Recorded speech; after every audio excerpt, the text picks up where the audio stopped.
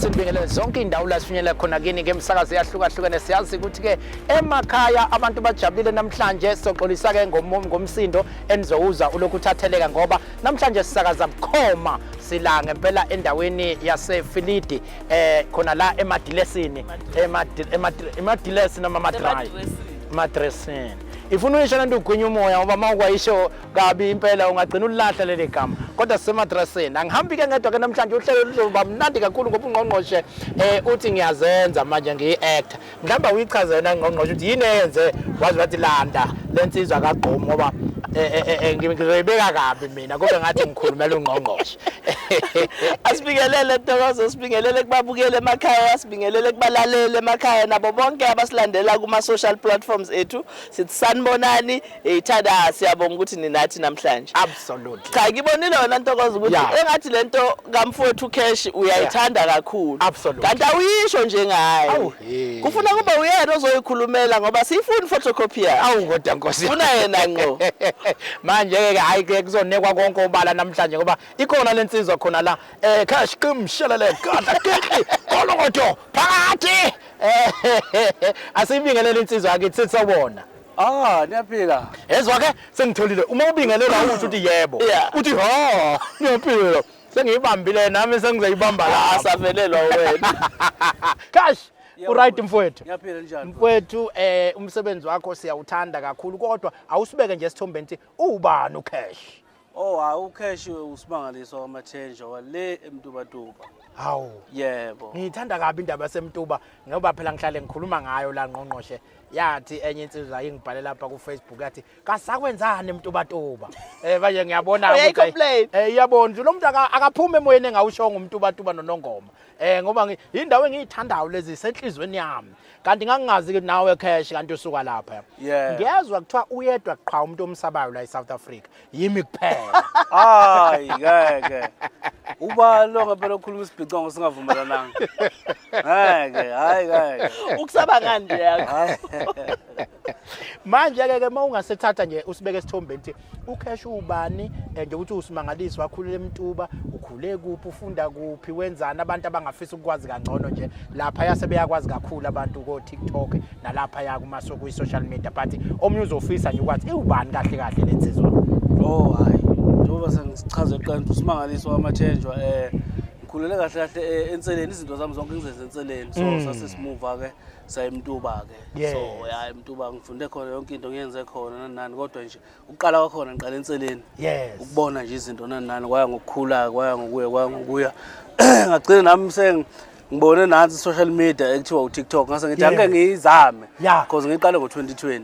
musa wena ngaqala ngo2020 ke nami ngilokhu ngizama ukuthi yabo ngithola ama followers njengabo bonke abantu ngibuza nawo abanye abaphambili ukuthi nenza kanjani thu hayi shaya content kwale content angiyazi mina ngizobakhuluma thu hayi wena ngoba ukhonza ukujima wena jima kuze libe lingaka iqolo musa liyahla libe ngaka iqolo lutho akekho umuntu lokungicela indawonye la u1K ukuthula umoya hayi kwaze kwaya ngokuya kwase ukuthi 2021 ngase ngithi ukuzama kancane hayi ngajuwetha kwangathi kuyanyuka kancane yabo kwathi 2 3 4 ayikuthe close kwakona ke impela kwangazi ukuthi kuba ngconywana kodwa siqala ukwenzeka kahle kulonyaka so kulonyaka impela ngithe mase ngistisha hayi cha kwaba ngconywana impela hayi ngagijima impela ngagijima 7 bani mangifike 7 bangivala hawu kwathothi vele abantu sebaqala ke bangithanda yabo so time sengi7K bangivala bangivula sengiku 13K hawu babeqhubeka bengifollowa vele ngivaliwe uvala manje laba be social media so makuthi bakureportile lapha mabekuvalile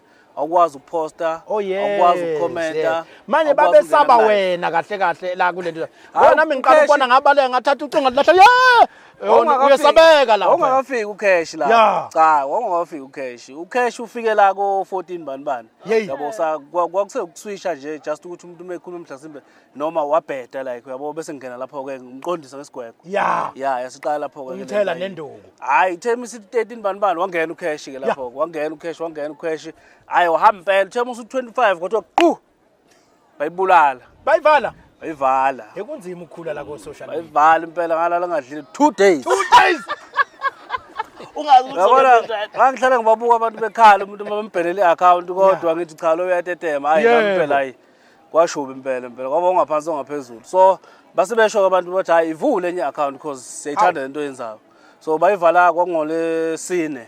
Ya ngolesine, ngolesihlanu ngayivula ngayonisa umgqibelo. By Monday yesiphethe 10k. Ngo 2 days. Yeah. Manje kufanele nami ungicabe ngalento okwenza ngathi uphathe 10k ngoba mina ngisakaza yonke imisakazo kodwa nginabantu abayi1000. Lodwa phela sicabe la. Kwenziwa ngani abantu abangaka? Ulimi nje ufuna uliphale bese nevoice iba uqamama. Absolutely. Athi ngizofika lapha 2 days ungitraine sigibela isithuthutu. Ungitraine ngeke ngizwe ukuthi uzofika endaweni ngesithuthutu. Akumgibezi umuntu wesilisa kulesi. Oh. Wesifazane kuphela. Umuntu wesilisa nje uba ngapha ngemuva ukukhelana simhudula umuntu wesifazane ongena ngaphambili ebambelele la bezomhlaba ngemassage isibheke lapha sokhokha khona isibhicongo. Yeah. Isithuthwini. Yebo. Absolutely. Manike umnyango lo wezempilo ngiyabona nakho ke manje ukusebenzisana nawo. Iziphi izinto enizosebenzisana ngazo la eminyango wezempilo? Oh, lapha eminyango wezempilo sizoqwashisa lapha kahle kahle kulabesilisa ukuthi bazama ukuthi beyivikele benze ngendlela kuyiyona nabo besifazane futhi shaye ngapha. Yeah, so makuthi unenkinga nje ufuna ufike bekwenzela ngendlela kuyiyona ungafeli ekhaya. Yeah, nakuba sifazana mawukhona abahlukumezekayo besho beshaya ikhwele bathi hayibo nanga umuntu engishaya ubusuku nemini bese siyaphuma siyakhona siyolungisa isibhicongo ngoba phela akufunakala ukuthi umuntu wesifazane kube isimahima yabo nje bekuyinyanga yabo nje kanje ngempela yonke into ufuna bephatheke lovely. Yeah. Ngomphathisi kwenantshi. Umququnge umshaye ngemassage. Nabe. Cash. Hayi bafethu kwaze kwamnandi la mina sengigquma nesihlalo nje ngifuna ukubuza ukuthi inantshi liphathwa kanjani. Inantshi phela uvela uthi kanje uthatha phathi sokweqanda. Kuna lento leyo uthi mawusugandla ubashaya ubagqamuza bese ufike uvula nefridge. Ithini into yefridge? Hayi manje lapha kwi-fridge usulahle kahle umthetho wami. Usudelele kakhulu lapho. Bese ngulanda ekhakini. Isithuthu ngihambe kancane. Nangifika lapha nikhile. Manje ngiyabuka isivalo se-aluminium. Isihede. Bese ngifaka isandla ngaphakathi. Ngivule. Angifica umndeni wonke umile. Bathi wenze njani? Ngithi yimi oshaya umthetho la. Bese ngimhlaba ubhuti wakhona ngempama. Hawe. Asibancengi phela. Bese ngimtshela ngithi ngize kulo. Bathi wenzeni lo ngibombamba ngapha esikhonkosini. Sithela ngale fridge bengigqome. Fridge hanjwe le gas. Bese ngibiza usisi wakhona. Ngithi akese ekhipha 5 kg. Ngithi akawuboile. Maqeda ukuboile ufaka imarinade igrill. Thathe ngiphume ngihambe nawo. Cash. Futhi ushaye namathamba khona mawusuku. Ngiyadla ngishiye eminyango. Absolutely. Nginenkinga kencane la. Sineminyaka nje saqala ukusoka abantu la esifundazweni. Hey, cha bona sibasokile baningi kodwa ikhona lensila encane nje abasele. Umlayezo ongangidlulisela kubona nanokuthi ke bazi ukuthi phela ungafika uzobagqimza mabanenkinga. Nanga umuntu ongasokile ithuna umlayezo wakho. Kulaba balokhu benqaba nalopholoneka mina usuyangicasula kahle manje. Ngicasula ingingila, ngicasula ibindi. Ngoba ngazi ukuthi uhlaleleni nalento. Awuntshana nje ilanga njengoba lisibhico kanjena kunjani? Hayi ngeke susa lento. Ngoba uzozuyisusa usukhala. Unganenge ngisho amaphilisi ezinhlungu. Hayi ngeke. Sizosebenza lozolanga uzodala. Cash. Cha bafethu ngiyathemba emakhaya nizwele bafethu. Lento le luzosuka udlumbedlu ngempela labantu abangafuni ukusoka. Nami kade ngangilokhu ngiyibuza ukuthi siyomthatha uphi umuntu onamandla bakade sincenga siyanicela niyosoka. Manje lensizwe engathi izoshaya door to door. Ingene umuzi nomuzi. Ubusuku nemini. Mina ngiphuza Red Bull kuphela. Khona le ngichazayo manje.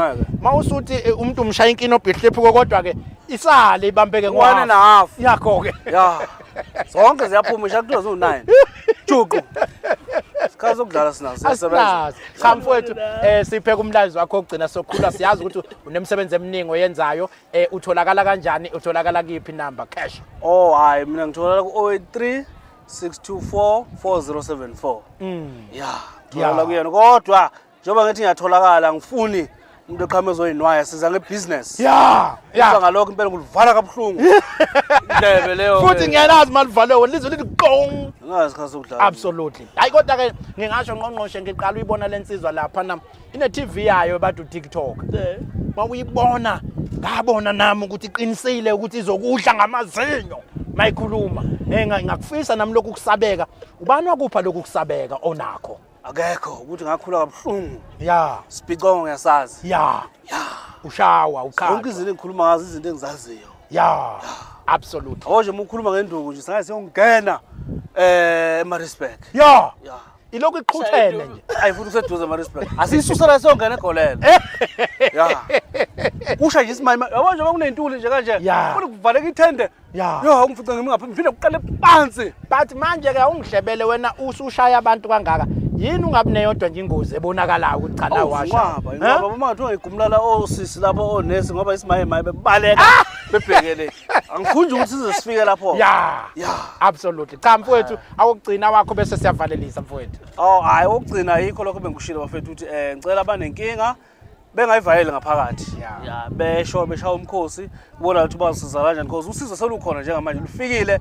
emaground lithe dlengalele usulugeje manje never uphinde ulithole absolutely siyabonga kakhulu mfowethu ngqongqoshe awugcina akho ke kulenzizwa siyabonga kakhulu kusimangaliso ngicabanga ukuthi ngathola icomplaint wesimangaliso ukuthi engathi manje ibhedlela sigcwele si obathi ayingeke engathi abantu bayashawa impela ngoba manje abezwa ngingabizwa osisibhedlela bafike ngenza isibhicongo manje njengoba usungibizile ngapha ngibona ukuthi ingcono into siyikhulume ngoba bangithembisa le moto ekuthiwa i-Defender i-Range Rover okay manje ngiyathemba ukuthi ngizoyithola la ngoba ngihleli kosofa abaseqophelele phezulu ufuna ngiyithole ukuze abantu bangashawa uzolokhu kuthe kugcwale ibhedlela cash absolutely amanesi ayizwele nodokotela bakhona ababeredi mina bengithi abambambe ngomjovo kwamanje abalise lo muntu siyeke ukuhluphe no hayi siyabonga kakhulu sibaga I think intention nento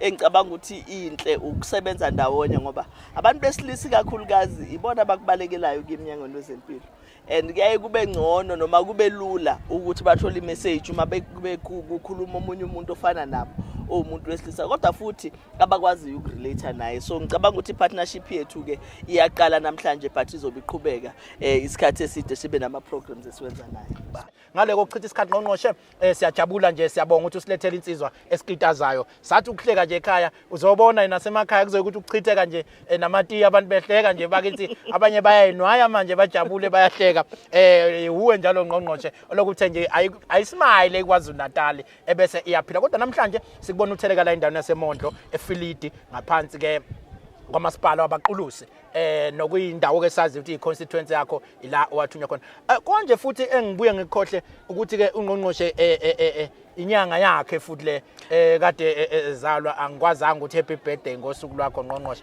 kodwa ngebhadi ke lavele yenekwa iminyaka yonke yakho bayeneka yonke imisakazo lekwambe kumenyezelwa kuthiwa useneminyaka e92 kazathi awukati ngimshiya ngeminyaka e4 nami ngabala nje ngushiya kancane iminyaka e4 ngajabula ukuthi ukhona nami engushiya ngakho Ngqongqoshe kodwa ke happy birthday usuku oluhle lokuzalwa kakhulu Ntokozo kuthiwa ke i-birthday month yami ngiyacelebrate nje inyanga yonke mina ngicela nje belokubelethile kimi ama present abantu Ngqongqoshe akathanda ukwamukela uthi aweze kimi bewalethe kimi abantu ama present ngilokhu ngimdlulisela ke nami ngiyolokhu ngibala ukuthi kuyedlula noma kudluli hayi impela Ntokozo ama present aweze ngoba ngonyaka odlule afika kancane sase sesiyaboshwa angabe asaphelela so siqala kwa last year impela siqhubeke nawo kulonyaka namhlanje bengithi leli viki bengithi izongena ikholi hayi kwangangena kholo ngathi kwangcono Ngqongqoshe akayanga ndawo velwalala kwangcono sake sathola kanzima iphathi ngithi mangibona iphathi ukuthi angihayize ukuthi angikhale nginokuthi uyisaba iphathi kodwa kulokho ngase ngithi hayi ulalile uNgqongqoshe ukuthi akayanga kuyiphathi ngibona kungena makholi nami ngakhululeka usaba ngisho neculo lalidlala kuleyo phathi ngendlela yokuhayize ngihayizisa kwa cash njobesho ngibuya hayize mayethola ithuba cha Ngqongqoshe sipheke kafusha nti sizokwenzani la namhlanje ngibona nje kugcwele la kuhle kudelile sizokwenzani namhlanje lapha No Ntokozo namhlanje into esivumelene ngayo ukuthi asike sigubhe inyanga yomama uhlelo ke lolo sijwayele ukuthi sibe nalo every year ukucelebrate i-Women's Month but sathatha isinqumo sokuthi cha asike size la emadressini ngonyaka odlule sasi celebrate nabasebenzi bezempilo omama khona, but sathi kuloko ake silethe ama services kumphakathi kube yona ndlela yokugubha usuku lomama, and indlela esigubha ngayo ukubakhumbuzisa ukuthi iziphi izifo affect abantu besifazane kakhulukazi, and kubaluleke ngani ukuthi abantu besifazane bazinakekele ukuze impilo zabo zibe zinde.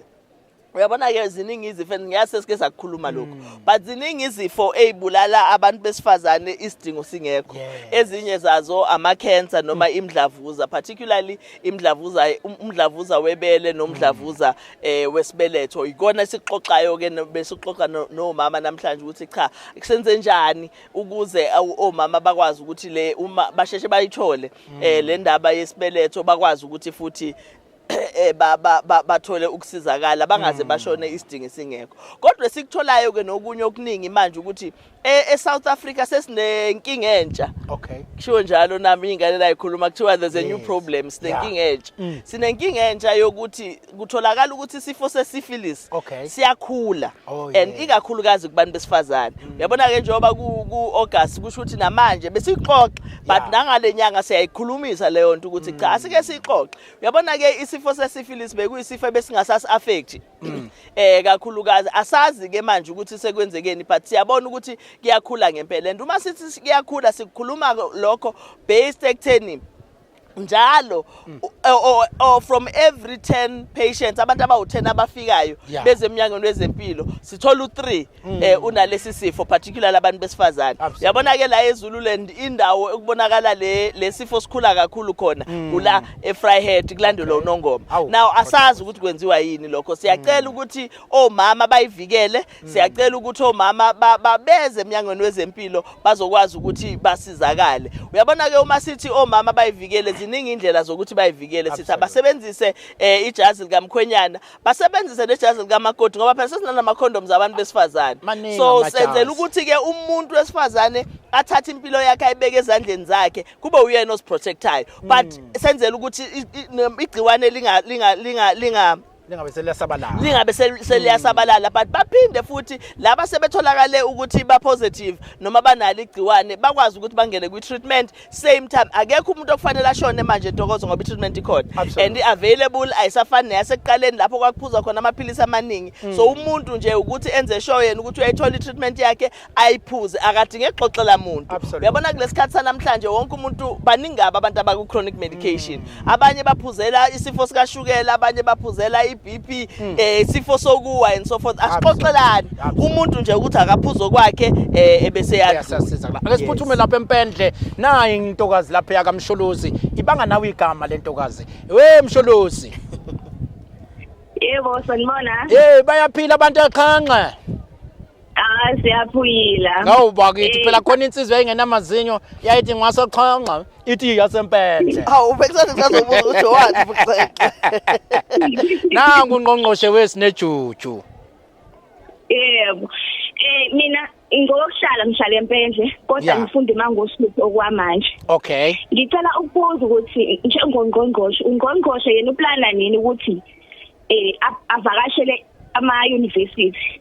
Yabo njengokuthi afike ezoqwashisa abantu besifazane nabesilisa. Yabo ngezinto ezenzakalayo mayelana nezempilo nje. Yabo. Yebo. Yazi ngiyajabula masimenywa uwenyuvesi. Ngicela ngifike nje mangosuthu. Awu. Nizwile bafowethu sifuneke mangosuthu. Hayi mina Ngqongqoshe ngiveni next week kodwa ke sizozwa kuNgqongqoshe impendulo. No, asibonge kakhulu, siyabonga wesine. I-program yokuvakashela ama tertiary institutions sinayo and siqalile yabe isimiswa uCovid-19. And then ke ngonyaka odlula uma sesiqala sihamba saqala sayisebenza kancane, siqale eUniversity of Zululand ngonyaka odlula esike savakasha khona, and then we are coming kuwo wonke ama facilities. But ngiyabonga kakhulu ukuthi uyiraise ngoba kuyasho ukuthi nani nama students niyasibona isidingo salokho. And into enhle ke ngeprogram yethu yokuqwashisa kuma facilities yokukhuluma nabantu abasha ngezinto ezaffecta bona abantu abasha health related, including mental health ngoba we've realized ukuthi i-problem ye-mental health iyawa affect ama students and udaba esizolixoxa nalo, so siyeza kungekudala dadewethu. Yebo, ngiyabonga. Siyabonga. Mina ngijabulela ukuthi usimemile nje wesine. Mase sifikile siyokumema ukhulume nalaye ledweni nawe. Impela. Absolutely. Sambona usine uma sifika khona. Masifika khona usine wasexhanxa. Absolutely. Cha siyabonga kakhulu. Ngqongqoshe mhlambe ke enye into engiyibone nje ngeke ngabona ukukhuluma nabantu la kunezinto eziningi engathi bahlomula ngazo abantu ba ulethe isibhedlela la kubantu. Ayikho into engenziwa la kodwa imapha ama services okuyibona abantu ababenefita ngawo kakhulu la nobezwe bethi ayabasiza. I-program yethu le ibizwa ngokuthi isibhedlela kubantu. Isho ukuthi literally sithatha konke sikwazi ukuphuma naso esibhedlela size nakho emphakathini. Njengoba ubona ke nje kuyavela lapha ku TV yethu ukuthi abantu bahlele emotweni bakuma queues angena kuma ambulance angena kuma mobile units angena kodokotela kune consultation. Bonke abantu esikwazi ukubakhipha size nabo lana. Sinodokotela bamazinyo sinodokotela bamehlo siya circumcise. Kukhona ngisho uyabona nje njengoba ukucircumcise manje so ukwazi ukwenza within 30 minutes. Bakhona abantu abacircumciseayo. Sinabantu abasiza amathambo. Sinabantu yabona sinakho konke isibhedlela literally esikhona lana sikwazi ngisho ukutesta i-pap smear njengoba sithi ayenziwe siyayitestela lana and sikwazi ukuthi sithole ama service sithole i-response kungekudala. So yonke i-service ikhona ilana and abantu yabona nje uma ngabe kuthiwa siyabheka ebuva yabonakala ukuthi kunendawo nezindawo abantu balindile abanye balinde ukuyothola izibuko abanye balinde amazinyo nakho konke lokho sithi thina komama kakhulukazi kulenyanga kaAugust asekho isidingo njalo sokuthi uma uphethe izinyo ulikhiphe. Siyazi ukuthi esikhathini esiningi abantu abanama medical aid okuyaye kuthiwa hayi liyafilwa izinathi siyakwenza lo. Absolutely. Nathi siyakwenza enyangweni wezempilo. Ukuthi nje phela kwesinye isikhathi mhlambe siyavila lapha dokotela. Singabatshela abantu khona leyo service leyo. Nangu uNyambose lapha eFilidi. Shuthi ukhona khona la uNyambose. uGiven. Given. Sanibonani. Uyaphila ninguzu la eduze ngathi ungishayela la emva kwami. Hayi ngilapha emva kwenu impela siyabonga kakhulu uhlelo lwenu. Luhle kakhulu liyasiza kakhulu njengomphakathi. Absolutely. Kodwa mina bengifisa ukubuza ngengezwe uNgqongqoshe ekhuluma ngendaba yosomabhizinisi. Ngeindawo lezi zolokhuzana ukuthi mawunendawo oyakhile then bese kunikeza konesi kanye nemedication ukuthi mhlawumbe bazoliqala nini mhlawumbe lolo hlelo ngoba nami nginayo indawo enginayo elapha eFryhead esiready nayo yonke into nje nefurniture nayo yonke into. So nganginesifiso sokuthi mhlawumbe kusizakala umphakathi. Kanjalo yini. Wena ukho obheka ukuthi uhlomule ngakho ufuna nje kusizakala umphakathi. Uthi usomabhizinisi. Kaphela kuyaxoxiswa. Awu, Nyambose ufuna ithenda khona la. Ya. Wenza kahle na Nyambose ithenda uyifune khona la emphakathini. No kulungile Nyambose asibonge uqinisile ngempela lukhona uhlelo lokuthi sisondezele imedication noma imithi emphakathini. Uhlelo lelo silibiza ngokuthi iCCMDD. Sinegama elisha Ntokozo silibiza ngokuthi ikhemisi emphakathini. Ikhemisi emphakathini and lelo hlelo lwenza lokho ngempela lokuthi kufuna sithole emphakathini indawo esafe, indawo evalekayo, indawo engezukugqekezeka ebese amaphilisi ethu siwabeka khona ke sibe nohlelo siba nalo nomnikazi waleyo ndawo. Ngiyacabanga ke ukuthi mhlambe uNyambose angasumelela ama details akhe njengoba efonile nje aphinda siWhatsAppele so that simhlanganise no district director bezokwazi ukuthi umethu nayo indawo bakwazi ukuthi kube neassessment yokubuka ukuthi zonke lezi zinto abathi ziyadingeka zikhona ngempela yini bese kuyaxoxiswana ke kodwa siyasibathanda abavolontiyayo kakhulu more than abafuna ukukhokhisa kodwa ke ngimthandile Aidan ufuna umphakathi ngenze ukuthi ufuna ukuba yikhansela at some point asebenzele nje umphakathi into akasibelela ama details ke umphathi we district uzothumela abazoyobheka lapha ukuthi kumi kanjani. Absolutely. No sibonge kakhulu ke Ngqongqoshe ubusasitshela ke ngendaba le yokusizakala komphakathi ngibone nje uMnyugogo Nkosi yami kade ukhuluma naye ekubonga eNgqongqoshe ethi yazi sengizoyifundela nencwadi mabe ngibhalele ngoba ube nenkinga ukuthi mabe mbhalela incwadi ebhalelwa umuntu wakhe legoli agcine kufuneka acela ingane imfundele ebese ethola indaba zomuntu omdala bese tshela ingane ukuthi ayivale indlela ethi vala amadlebe bese uyafunda Ayekanisha ukuthi we rove you very much.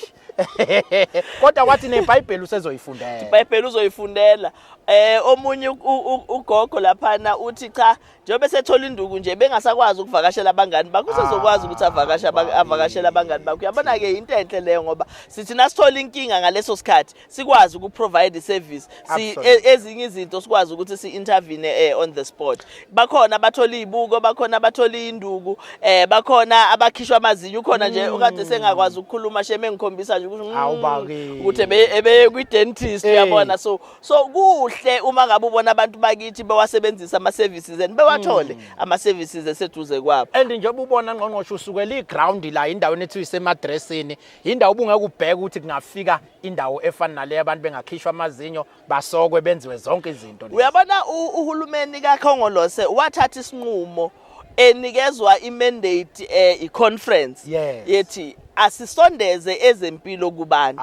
Kwathiwa uma ngabe uhulumeni njengoba nawo ezempilo asingagcini ngokuthi silinde abantu beze kuthina ezibhedlela, asibe nezinhlelo nathi njengohulumeni eziya emphakathini. That was the conference ika ANC yasinikeza leyo instruction. So yilokho ke sikwenzayo uyabona nje njoba silana silethe lokho phatha siqalanga la siqale sangena emzini yabantu ngoba sinalo nalelo hlelo futhi lokuthi sivakashe emzini yabantu sihambe nonesi sihambe nodokotela sisizane sibheke ukuthi kukhona yini endaweni inkinga eyikhona, ukuphi usizo esidinga ukuthi sibe singenelele kulona. Khona nje umfowethu ethe sithi sikhuluma indaba yokugoma wangicela eceleni wangicela isituze eceleni wathi cha unenkinga yena yesifo sokuwa and njengoba nezinkinga yesifo sokuwa ukwi treatment but akabona ukuthi le treatment iyamsiza.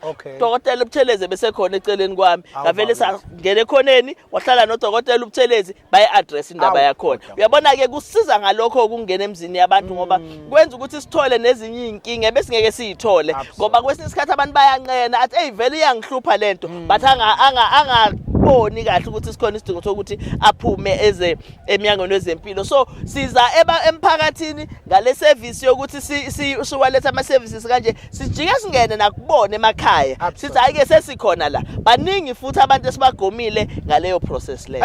Hayi impela nami kuba ngakhula ngekhathi kunje ngabe ngakhula ngihealthy kakhulu kodwa sekuyakhwehleleleka nje phela ngoba okunye ngangucaphuna ngendlela babengangena odokotela ekhaya. Sibona imangaliso manje odokotela qo wehappy hayi ngizonibheka nje ukuthi niyaphila uni sithi dokotela kanti udokotela sasazi ukuthi uthi phefumula kodwa futhi uthi phefumula ufike kuyena akaphefumulise ekhaya manje sethi phefumule ekhaya indaba ezinhle kakhulu akasathi phefumula usethi phefumula uyabona akubuza ukuthi kwenze njani kubhlungu hlungu kakhuphi ubone na ukuthi hayi kunakele la yini kuphi inkinga sasibuzwa kanjani manje uzochaza ukuthi iqakala kukhonjwe enye indawo kodwa ukhomba iqakala. Hayi ke no sikubonge ngqongqoshe nje nangakho ukuthi ke usikhumbule khona lapha nathi emadressini omnye umuntu engayibuka le ndawo ayibukele phansi ukuthi hayi ngeke ngiye mina emadress kodwa uyishiye zonke indawo wathi cha ake ngiye nasemadressini okuyindawo. Ngqongqoshe mhlambe ke ukuphuma nje kancane kulokho kwanamhlanje kunesifo lapha esesisibona silokhu senzeka. Kunabantu abagangayo ngezinto zomnyango uthola ukuthi ke bazokhipha i-information kuthi applyela umsebenzi kwiqi usuthola inombolo ekuthiwa ishayele mawuthi uyayishayela usuyacela kuthiwa ukhokha u250 noma u2000 iyabonakala kuyenzeka sebeyakwenza ke nakumathenda athile edepartment bekhiphe befake iletter head edepartment bethi abantu abafone mabefone abantu sekuthiwa haya ushaya intshontshe elincane imessage eqinile mhlawumbe ungqongqoshe angayikhipha kubantu abenza lokho okuganga leyo ingathini.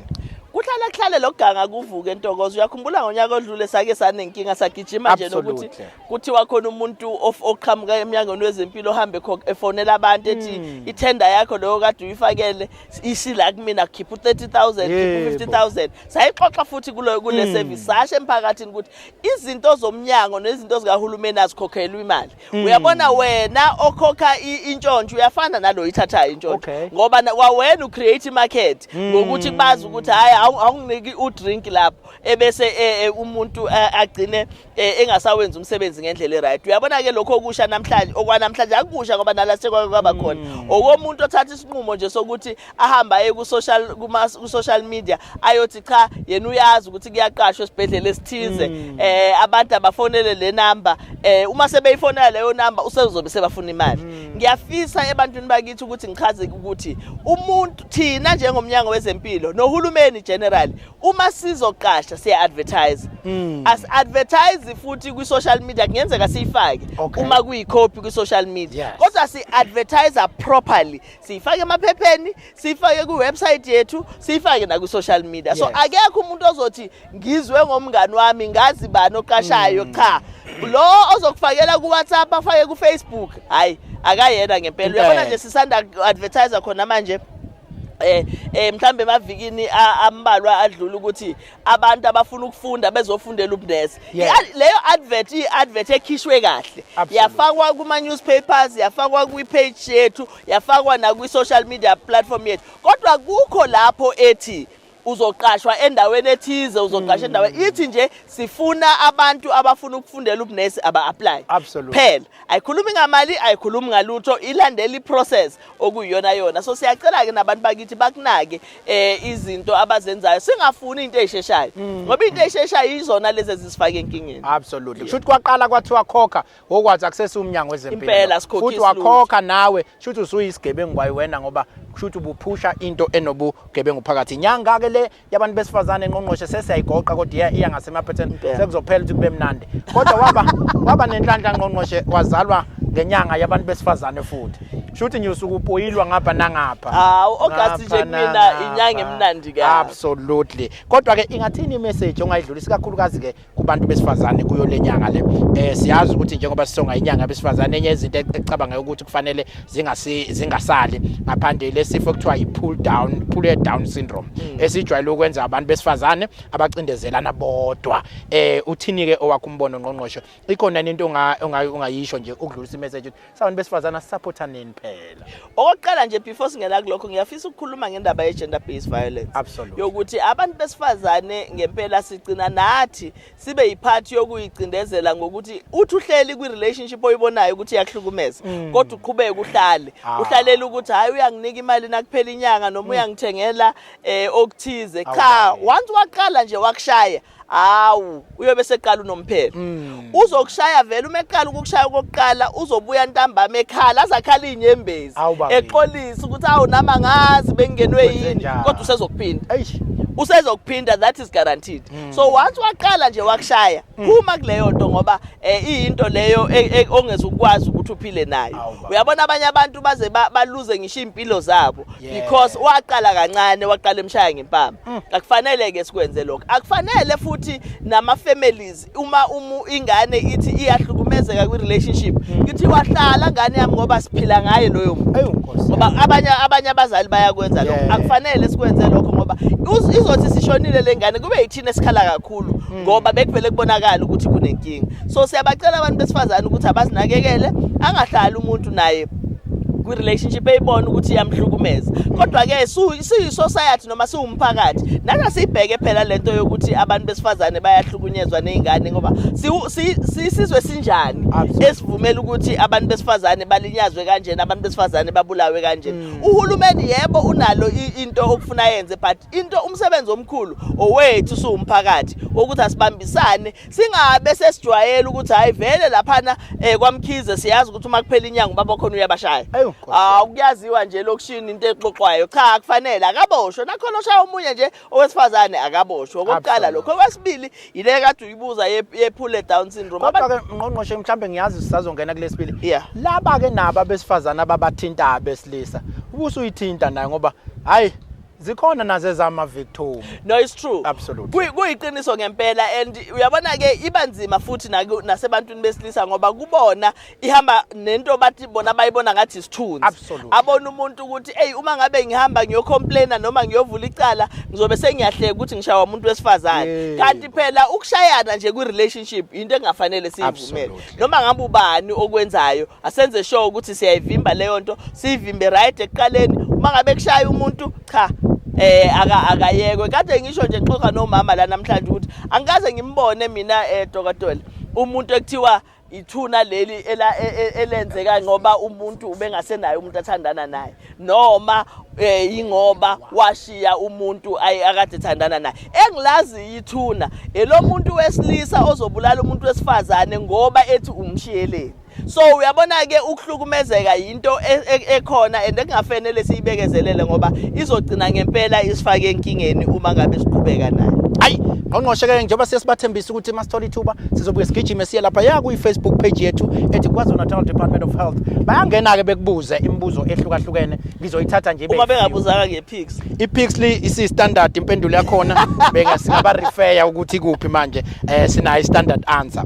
Kodwa ke nangu sinema Zondi Mkhize great initiative ngqongqoshe health education siyayidinga kakhulu especially in regards to prevention and early detection. Ingane ke lezi esemanyuvesi yazo singesakhona detection prevention isingese siphezulu. Uthulile Tembe ngeke bekunike ngisho amaphilisi einhlungu cash. Kusho ukuthi ke ubeyithole kuseno cash le. Uthi ngeke bemnike ngisho amaphilisi einhlungu ulengisela ucash. uNtokozo page Mbatha uthi ngqongqoshe ngicela ukuncoma ubuholi bakho kuyakhombisa ukuthi ungumholi olalelayo ukuvulela izikhala zabasebenzi abekade beqashwe ngeCovid ngikushayila ihlombe bese ngithi happy birthday kuwe ninontokozo. Hayi angizalwa mina kodwa ke siyabonga page ungabe usamfaka ke kodwa uNtokozo. Cha bengiyifaka kafakanga ngiyathanda nje ukuyifaka uthi ke abasange kulaba abeza ngemva abasazongena ku entry level 5 post ngibonge uthi ke siyacela amathuba avuleleke kakhulu ku level 7 esibhedlela ukuze nathi sizodedela indawo kulaba abako level 5 sikwazi ukukhuphuka. Inokucela ukukhuphuka nje lento. Ngiyayibona uqinisile udadewethu inkinga nje sizoba nayo wena page leyo ukuthi imali esiyitholayo kunokuthi ikhuphuke unyaka nonyaka iyehla. Kodwa siyazama ukuthi sikwazi ukuthi siqashe lapho sikwazi ukuqasha khona ngalokho okuncane sinako. Usineke ke uthi ke ama waiting list ayavila phisa kubantu. Ngiyacabanga ukuthi ukhuluma ngama waiting list mabe kuyiwe ibhedlela bagcina bevilapha ukuthi beye ukuyothola ukulapha mayingalungiswa nje leyo yokulinda. Ngiyacabanga ukuthi ukhuluma ngawo I'm not sure.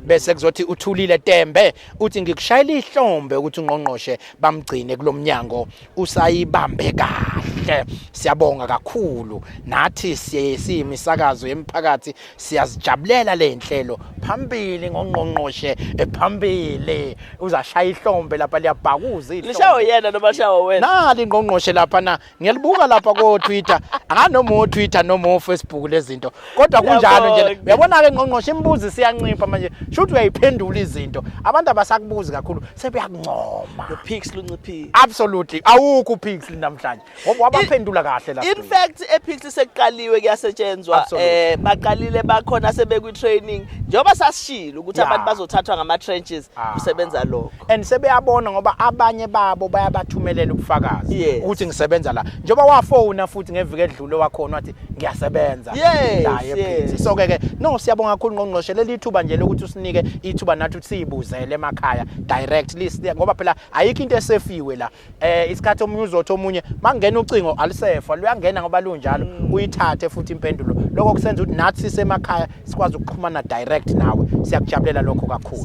Njengamanje sothatha ithuba ke siwele ngelikhulu ijubane ngikhumbuzisa umlaleli lapha ekhaya ukuthi namhlanje sisakaza bukhoma sisema-dressini efilidi lapho ke ungqongqoshe lethi isibhedlela kubantu ayikho into engenziwe la ubelethe nomfowethu la kuthiwa ucash wabatshela abantu cash ukuthi uzobagqimza mawukuthi abeyeza ukuzojova kodwa ke sike sahambela nemizi njengoba seshilo ungqongqoshe sangena imizi nemizi ehlukahlukene abantu baqhutsheka nokusizwa. Udokotela ke esinaye namhlanje uShenge unqengelele esazositshela ukuthi ke kahle kahle ubani wenzani eminyangweni kodwa uyena ozosilekelela sixoxe naye namhlanje ke ngezinye ke nje zezifo ungqongqoshe akayithinta kodwa siqale sikubingelele mfowethu abantu bayajabula masibalethela odokotela namanesi nama-psychologist bethi siyathanda nani nizike nizoxoxa ngathi ngalezi zifo bezinye izinto iyangiphatha ekhaya ngisabe ukuphuma ngize ngaphambili kodwa ke awuqala usitshela ubani okwabani wenzani la eminyangweni wezempilo. Sibingelele msakazi sibingelele emphakathini sibingelele balaleli nababukeli emakhaya. Dr Khayeli Hlephelezi, ngisebenzela la eFried Hospital, ngi-medical officer khona. Wow. Yebo. Okay, mhlawumbe omunye ke angayibuza phela enye into esiyesifisa ukuyenza ngalolu hlelo ukumotivate abantu. Omunye ayibuza wakuphi udokotela, nami mhlawumbe ngumfana wakhona lapha endaweni, kusho nami ngingaba udokotela. Kuyasiza ke lokuthi cha insizwe esuka lapha endaweni ethile ngalusa, ngangidla amagwava endaweni ethile. Uyabona nje nezintokazi ezibukela ngiyabona neringa ayikho. Zibona ukuthi zingakulandela ngakuphi mayifuna ukukhupha. Ngizalwa kwaNongoma. Phambili koloko. Wakakini. KaNongoma siyakhiqiza. Asidali. Yebo, endaweni ethiwa kusenkungwini le phansi emakhaya. Kwenza kanjani ke yakhe indawo beyineme ngegama engaselele esilwane ngoba le KaNongoma setha ngezilwane. Yabona nje ombuzi, senyukeni, mashini. Yona kuba izilwane nje. Hayi nayo inomlando wakhona indawo yangakithi yebo. Yebo kodwa ke ngesigcile kuwo namhlanje umlando. Hayi cha, ngiyajabula ukuthi uNongoma umncinyane. Ngiyengijabule lapha ko Facebook banokustalapha nje besithatha kancane kuze kuthi uNongoma this, Nongoma that. Kodwa mawusuthi uyabheka buka nje odokotela. Mezwe kuthiwa nodokotela oqala obuka izinkanyezi phezulu wavela kaNongoma. Bade babhizi bathi kodwa sikho lapha. Nesilo futhi sivela lapha kwaNongoma. Manje konke nje mina mangibuka kunoNongoma phakathi. Cha mfowethu sitholile nje badesha uNgqongqoshe ukuthi ke isifo lesi esidlulela kubantu ngesifo socansi noma isifo socansi esaziwa ukuthi syphilis. Mhlawumbe ungasibekela wena futhi dokotela niyena isibize ngani kubantu ukuze bese understand kangcono. Njengoba besho uNgqongqoshe kuthiwa ngathi sinokukhuphuka. Futhi la kule district kubalwe yona le ndawo esikuyona kwabalwa noNongoma. Kwathi indawo ke la isibonakala sihlasela khona kakhulu. Manje mhlawumbe ungasondezela ukuthi iyini lesifilisi le ukuze umuntu ayi-understand osekhaya sikhuluma ngani.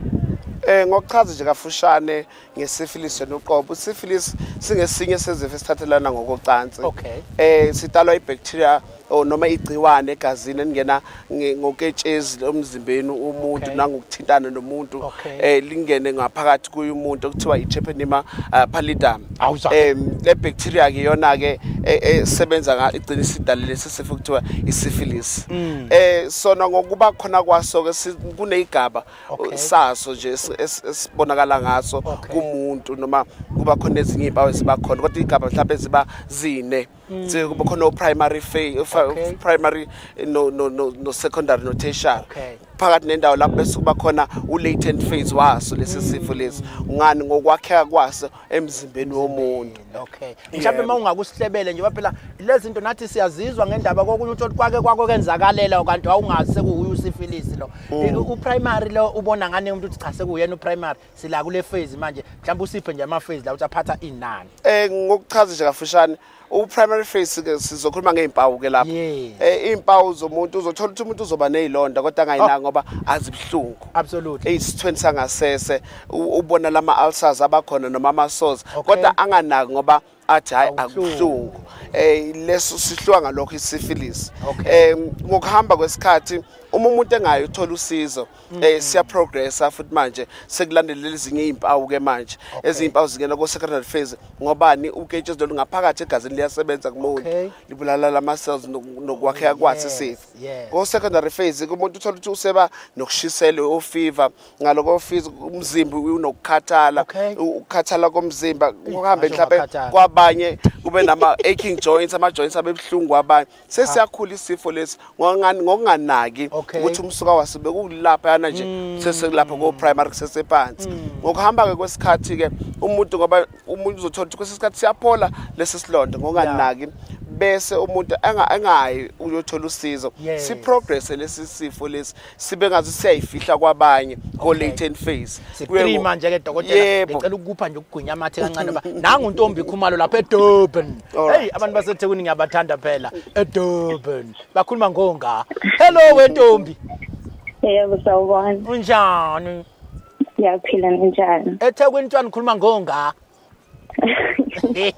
Angiyazi. Thina siyathatha la nina niyathatha. Yebo nginombuzo la kumama. Yes. Yes.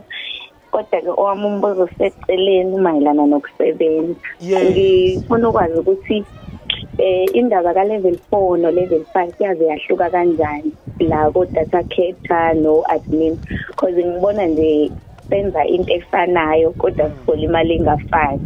Kukhona level 1. Sometimes yebo kukhona level 4 kukhona level 5 kodwa data capture no admin into efanayo. Lapho usuwenza umsebenzi wa admin sometimes kodwa uholela ukuba data capture.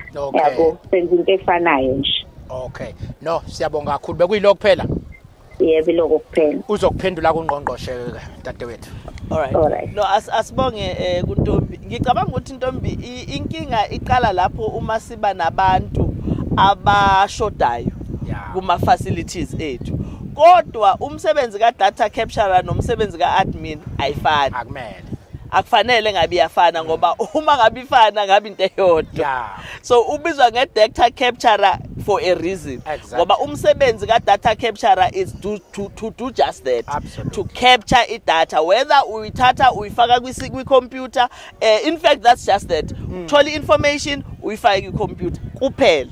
That's what data capturer does. Bese ke kwezinye indawo uthola ukuthi mhlambe bayashoda ngo-administrator bese bayabacela ukuthi ayisicela usale usibambela nala, sicela usale usibambela nalana. So inkinga iba lapho ke ngoba nathi kwesinye isikhathi sigcina singakwazi ukuqasha ngalendlela esifisa ngayo ngenxa yokuthi imali azanele. But umsebenzi awufani. Uma ngabe u-data capturer wenza umsebenzi ka-admin kusho ukuthi usuke uceliwe nje ukuthi uwenze hayi ngoba kumsebenzi wakho. Kokunye futhi ke kwezinye indawo ngqongqoshe bayacela ukuthi ukuze makwenzeka kuvuleka lo msebenzi ongenhlanyana kwakho sicela ubuqala ukupractice lokho ukuze ube umuntu oseready makungathiwa kuvuleka isikhala. So ke kusuke kukhona lokho kodwa kona into engafani. Kwamanye ama areas ama managers bakuthatha njengo data capture bakubona ukuthi uhlakaniphile uyashesha kukhona okunye ongakufunda nongakusiza ongabasiza ngakho mhlambe bazoba nepost ngelinye ilanga bese besuke benzele exposure ukuthi hayi so that nakufika laphana ubusukwazi nokwenza and then ungabuqala kodwa kusuke kuwe kwama post ahlukene ngafana. Absolutely. Cha ibambe lapho ntokazi ubese uyobheka i-job description iyakuhlukanisa.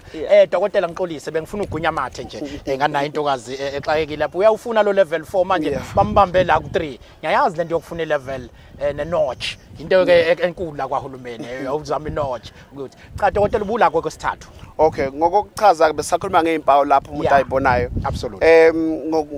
Ngoma stages noma ama phases aso lesifo lesi umuntu engalitholi kusizo ke kuyadlulela futhi ukugula lokho ngoba sesegazini kumuntu ugcine sekuba namanye ama complications ke kwabanye bebe no neurosyphilis ugcina manje sekubuchosheni ngaphakathi ngoba lento le iqale nje into no neuro wayichaza somewhere yayithindi onyulo ngqongqoshe kuya ngichazela lezi zinto nami ngibambabambe lapha angikhona njalo emedunza wemfowethu. Okay emedunza anginakho ukusise ngani wawuvakasha sisengizwana naye lapha manje ngibuye ngitishwe emedunza siqhubekela sisabala ngazo izimpawu lezo umuntu engalithola usizo engayicheat isifilisi ngoba isifo lesi kahle kahle esithithekayo uma nje umuntu ephakamele esabona lezi inkomba lezi siqhubekaza lezi esesencane yebo no ngiyathemba ukuthi lapha ekhaya ke uyayizwa indaba ukuthi into iqala kancane bafowethu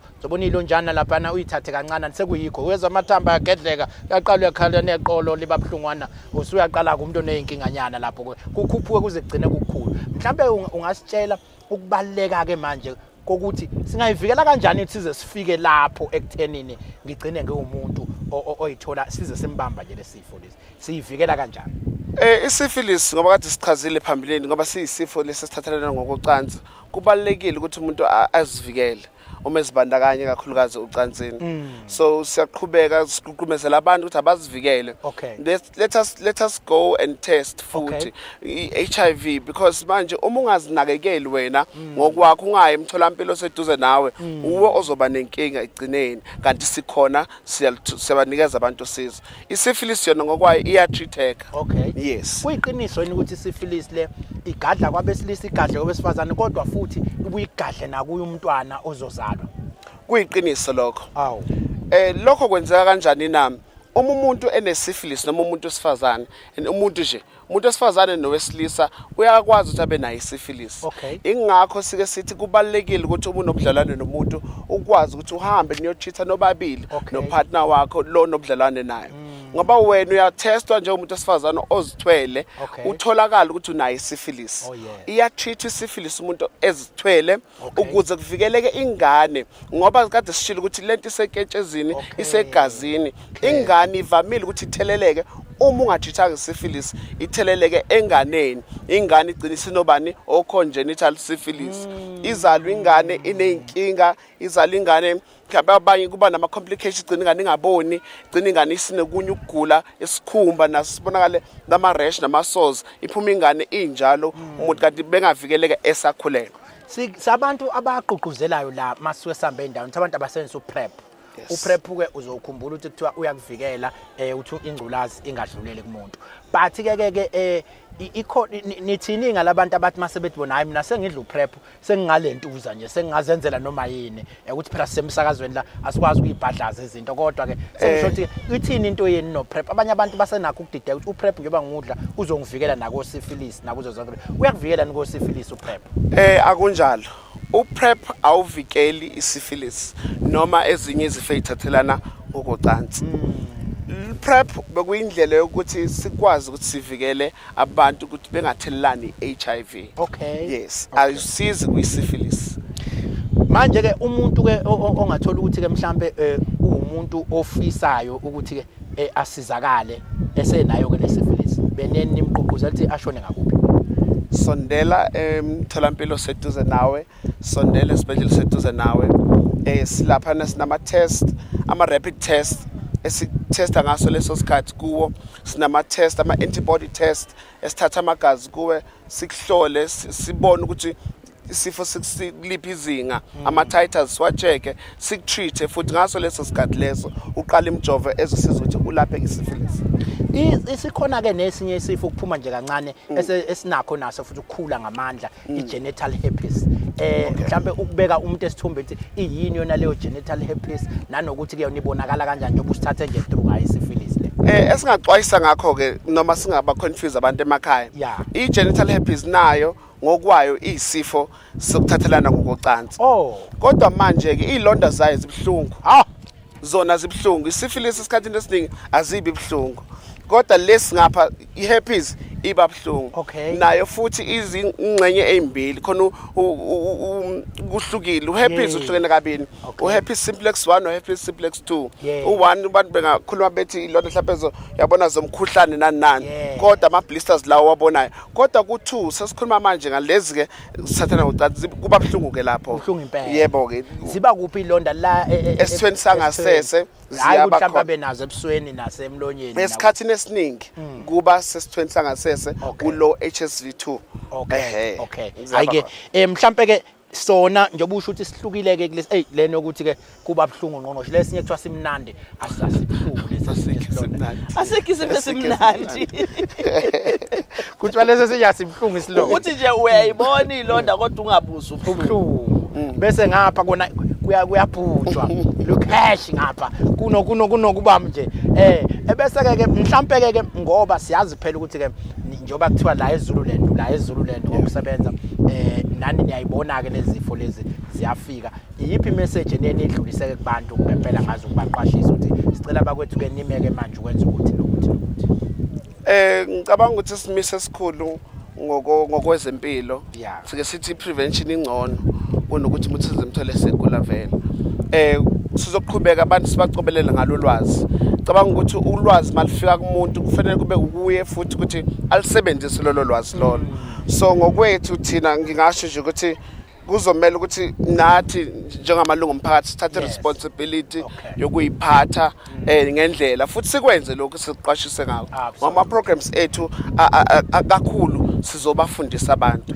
Isikhathi esiningi dokotela thina siyinsizwa asithandi lento yokutesta sifuke sibuka umuntu nje mama kusahamba kahle bathe no dokotela sitesta ngabo. Omunye ke uthola uzobuka nje umuntu ethi nhla amonti cha usefit ulight khona amagama angavumela ukuthi ngiwasho la uNgqongqoshe angikhuza amagama washiwe layitweni uthola usafit nje umuntu ulight bese ke umuntu eqala ngenhla ukuthi nangu umuntu umlayezo wena uthi yini umqala ngeso njengamanzi ophula. Absolutely yabona manje ke umlayezo wodokotela namanesi nithini manje kubantu ukuthi cha bakwethu musu uqala umuntu ngeso ingathi nje message yena uthi i-approach kanje indaba kunokuthi ubuke umuntu bese uyitshela ukuthi all is well. Engakusho mina awukwazi ukukala umlingani wakho ngamehlo. Awukwazi futhi umkala ngobuhle noma ngokuma komzimba wakhe bese uthi cha akanakho ukugula noma isifo. Abantu abaningi isifo kade ekhulumile uNgqongqoshe ukuthi uyasigcina kuye umuntu isifo azinakekele yena bese wena uzomkala kanti wena usuyifaka enkingeni. Kubalekile ukuthi ebudlelwaneni asitesteni honesty ku relationship abantu abateste abacompromise asivakashele imitholampilo yethu nasi isibhedlela kubantu abanga namhlanje sibalethela eduze kwaba abantu uxoxiswane uduze kaze kuba honest ngiyafisa ngelanga ngosho usenzele ishow ukuba honest enjani leyo nalabo ekuthiwa bayashita ufuna sixoxe ngokuba honest nokushita lezo zinto yekuthiwa bese ngiyaxoxa cha Ngqongqoshe sibonge kakhulu kuDokotela sibonge nje nakuyena Ngqongqoshe ehlale esisondezele oDokotela besisondezele eduze izinto ezihlukahlukene kodwa ke Ngqongqoshe sicela kube wena osiqoqela uhlelo. Nosiyabonga kakhulu Ntokozo sibonge kuDokotela sibonge nange-information.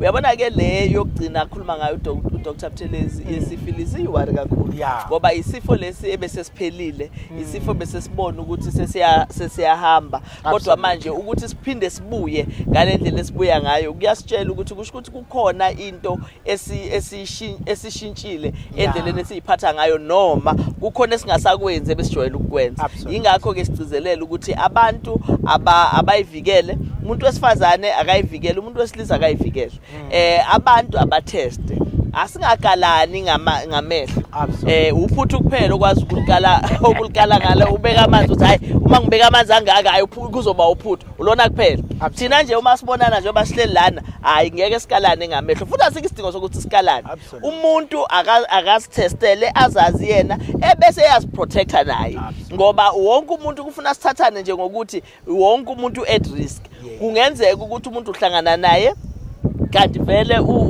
uyagula nawe zivikele nawe umvikele. By the way kuyenzeka ukuthi nihlangane kanti nobabili niyagula ukuthi anixoxelane ebese nigcina niyathelelana kanti uma senithelelana ke sekucrossa kanjalo kwesinye isikhathi kuvele kube kun-affect kakhulu because kusuke sokuwa ama-strains angafani. So kubalekile ke ukuthi abantu bakithi bayivikele nisiyafisa ukugcizelela lokho. Siphinde sigcizelele kubasebenzi bezempilo ukuthi nabo abantu babeza kithina bezocela usizo asiyikhumbule phela leya confidentiality ibalulekile. Akubona bonke abasebenzi bezempilo abakwenzayo lokho kodwa bakhona abantu abathi uma ngabe bekubonile bangayibambi kahle umsebenzi wokuthi ngixoxeleni wena njengomsebenzi wezempilo okwenza ukuthi abanye abantu bagcine sebesaba ukuza eclinic ngoba ucabanga ukuthi befike eclinic udaba lwakhe noma indaba yakhe izoxoxa indaba umgwaqo wonke. Yabona nje abantu bendawo ukuthi omunye wake wathi kufikile ezolanda amaphilisi wawathole ngekho wamthole eTavern yakhona wammemeza wena njalo asafikile ama-ARVs akho ozowalanda nawe uyabona ukuthi ngoba sihlala ndawonye akusho ukuthi ngoba sihlala ndawonye senza izinto zawo ndawonye akusho ukuthi uma ngize kuwena njenge-professional qhubeka ungitreat ngale ndlela esazana ngayo yasemaceleni. So siyacela ukuthi abantu bakithi siba-treat with respect kakhulukazi kuma-health workers and siqhubeke ngoba again ngiyafisa ukusho ukuthi ababaningi abasebenzi bezempilo abakwenzayo lokho kodwa bakhona abayi-few abangcolisa igama labo bonke abanye. So asisizaneni nje nalaba uma sisebenza thina sibona ukuthi uza kwethu akayiphethe kahle lolu daba asingenelele phela simkhuza uza kwethu ukuthi cha usingcolisa sonke njengoba wenza kanje nakuwena wedwa. Labantu laba ama-patients ama-clients ethu azobe sesabuza kule clinic yethu sonke hayi kuwena wedwa. So kubalekile ukuthi sibambisane abasebenzi bezempilo babambisane nomphakathi ubaphathe kahle abasebenzi bezempilo ngoba abanye bomphakathi bathi nabefika laphana athi efike vele kukhona abaphambi kwakhe ebese ethuko nesi ethuko bani ukuthi nihleleleni lapho kodwa unesi ebebhizi attend abantu naye. So kubalekile ukuthi sibambisane ukuze sikwazi ukuthi impilo zethu zivikeleke. absolutely. Cha sithathe lethuba ke sibonga kakhulu uNgqongqoshe ususinike nezindaba ezimnandi la ngasekugcineni ezisifundisayo nezakhayo bebecelile ke abantu before singene kuyishow uNgqongqoshe ukuthi bacela sibakhonzela sicela ukukhonza okhona ufuna ukukhonza siyabakhonzela ke nje nikhonzela nonke siyakhonza ke emakhaya bakwethu sikhonzela omama okhokho konke siyakhonza nje kuhle kudeliwe umthibo seRome zonke izinto zinhle namhlanje futhi usuku olukhulu international Ngqongqoshe usuku lwezinja namhlanje kuthiwa nje mawunenja ufuna kuyispoil namhlanje khona nje umlungu phesheya usayithengele ngisho imoto inja namhlanje nani ke ningabona ukuthi ngempela usuku lwezinja namhlanje kujatshulwe nje lapho ke kujatshulele yona ke inja kuthenga ikeke nisikele ikeke nje kube kuhle nje namhlanje usuku lwezinja umhlaba wonke jikelele namhlanje kodwa ke kule show azivalelise sethi kulungele ke bha